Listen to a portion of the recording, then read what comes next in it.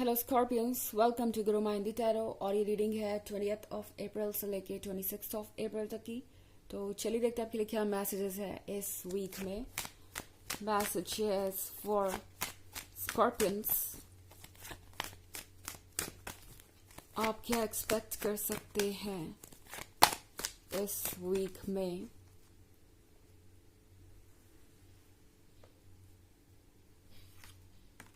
Three of Wands, Eight of Swords, the Justice, the Moon, and the Fool. Okay, तो हमारे पास Eight of Swords है। Eight of Swords के साथ आसपास की जो चीजें हैं वो इस पर्सन को इस वक्त नजर नहीं आ रही। ओके, ये पर्सन शायद आपको जज करेगा इस वीक में, जस्ट बिकॉज दूसरे लोग इन्हें बता रहे हैं कि आप उनके लिए परफेक्ट नहीं है, आप उनके लिए कंप्लीट नहीं है, और चीज़ें बहुत कॉम्प्लिकेटेड हो रही हैं। यहाँ पे आप इस पर्सन को चाहे जितना भी एक्सप्लेनेशन दे, ये पर्सन आपकी बात को समझ नहीं पाएगा, क्योंकि इस वक्त बंदी है इनकी आंखों पे पट्टी। और सिर्फ बात इतनी ही नहीं है, इस पर्सन के हाथ भी बंधे हुए देख रहे हैं आप यहाँ पे। नॉट लिटरली, मेरे कहने का मतलब ये नहीं है कि इस पर्सन के हाथ किसी ने बांध दिए हैं, बट ये एक तरीके के हेल्पलेसनेस को दर्शाता है। ये पर्सन हेल्पलेस है इन लोगों के आगे।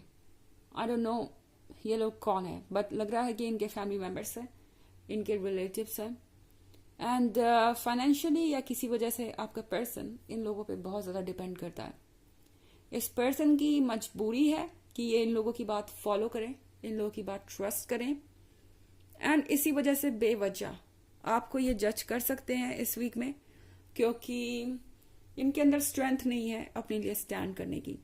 इन्होंने अभी तक ऐसा कुछ भी नहीं किया जिससे ये अपने आप को इंडिपेंडेंट कर सके किसी भी तरीके के टॉक्सिक पर्सन से, या कह सके कि हाँ मेरे डिसीजंस मेरे हैं, आपका इंटरफेरेंस इसमें नहीं हो सकता, क्योंकि ये पर्सन काफी हद तक डिपेंडेंट है दूसरों पे। ओके, थ्री ऑफ वॉन्ड्स के साथ दूर का रिश्ता नजर आ रहा है यहाँ पे, यानी बहुत सारी चीजें ऐसी है जो दूर तक फैली हुई है, और ये पर्सन बहुत शॉर्ट साइटेड हो गया है।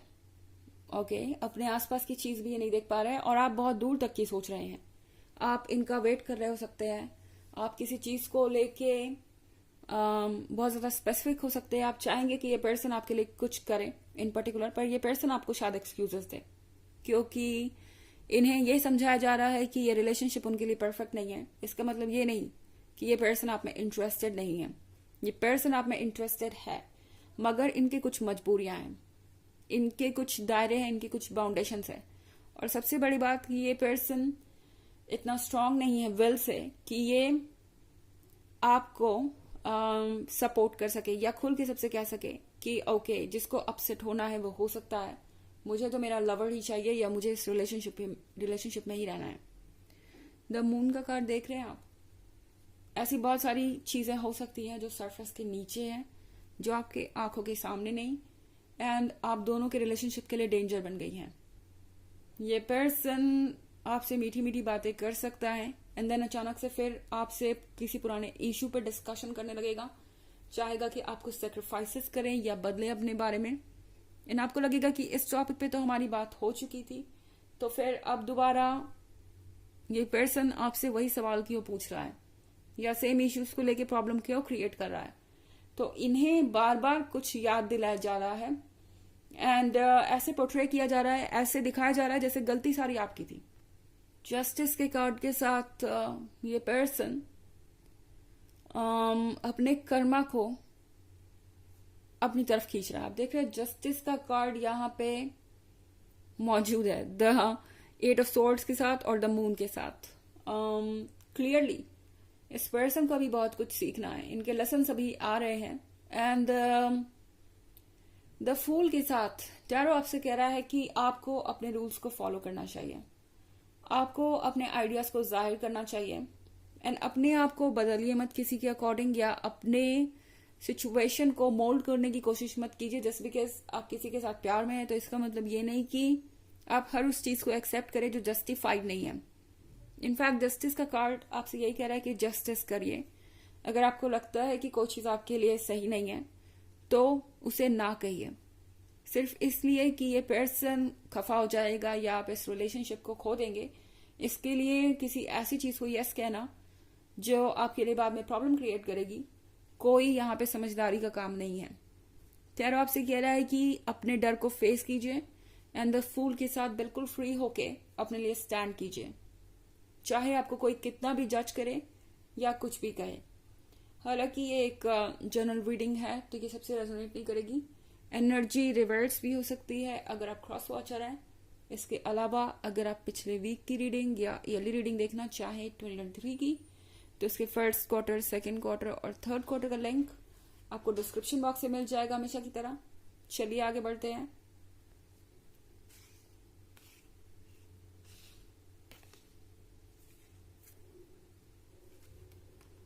Knight of Pentacles, Ace of Cups, Six of Pentacles, the World in reverse, and Three of Cups. Okay. तो हमारे पास है सिक्स ऑफ पेंटिकल्स। दरअसल आप इस पर्सन की पावर है, स्ट्रेंथ है। ओके एंड अब तक ये पर्सन आपको टेकन फॉर ग्रांटेड ले रहा था। इस पर्सन को लग रहा था कि वो किसी ना किसी तरीके से आपसे अपनी बात मनवा ही लेंगे या जो चाहते हैं वो करवा ही लेंगे। एस ऑफ कप्स है एक ब्लेसिंग के बारे में। यूनिवर्स आपसे कह रहा है कि अपने वर्थ को रिकॉग्नाइज कीजिए, इस चीज को रिकॉग्नाइज कीजिए कि आप बेवजह यहाँ पे नहीं हैं इस रिलेशनशिप में। एंड आपकी कुछ लेसन्स है और इस पर्सन के भी कुछ लेसन्स है जो आप दोनों को सीखने पड़ेंगे। तो किसी भी चीज के पीछे क्या लेसन छिपा है उस पर फोकस कीजिए एंड उससे दूर जाने की कोशिश कीजिए, नेगेटिविटी से दूर जाने की कोशिश कीजिए, क्योंकि यहाँ पे आपके पीठ पीछे बहुत कुछ हो रहा है जो आप देख नहीं सकते। एस ऑफ कप्स आपसे कह रहा है कि आप डिजर्व करते हैं बेटर। हालांकि यहाँ नाइट ऑफ पेंटिकल्स है। ये बहुत अजीब बात है कि यहाँ नाइट ऑफ पेंटिकल्स है, इतना कुछ होने के बाद भी ये पर्सन फिर से आपसे वादा करेगा कि वो चीजें ठीक करेंगे और कोई ना कोई रास्ता जरूर निकालेंगे, पर द वर्ल्ड रिवर्स में है।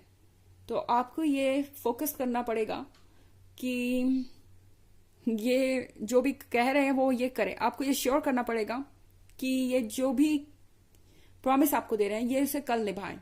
इसका मतलब है आपको अपने इंट्यूशन को ट्रस्ट करना है, डेप्थ में जाना है इस रिलेशनशिप के, क्योंकि थ्री ऑफ कप्स के साथ यहाँ पे एक सेलिब्रेशन में जरूर देख रही हूँ। तो नाइट ऑफ पेंटिकल्स के साथ आप खुश होंगे कि इस पर्सन ने आपको कमिटमेंट दे दी है। एंड एस ऑफ कप्स के साथ आपको लगेगा कि फाइनली आपको वो चीज मिल गई जो आपको चाहिए थी, बट देन ये भी श्योर करना होगा कि ये चीजें रियल है।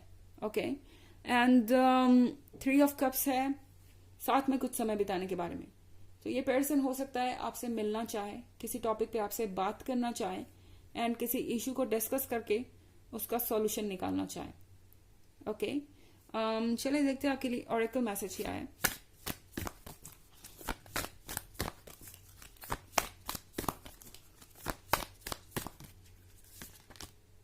The crumbling, where what are you clinging on to.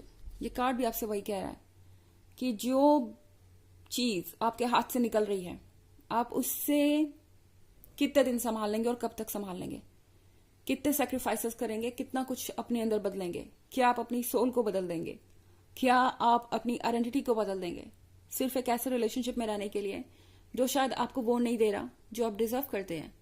तो ये क्रम्बलिंग आपसे कह रही है अगर कुछ आप लूज कर रहे हैं तो उसको जाने दीजिए, किसी चीज को चेव करने की जरूरत नहीं। अपने सेल्फ रिस्पेक्ट और सेल्फ एस्टीम को सेक्रीफाइस करके किसी सिचुएशन में रहने की जरूरत नहीं।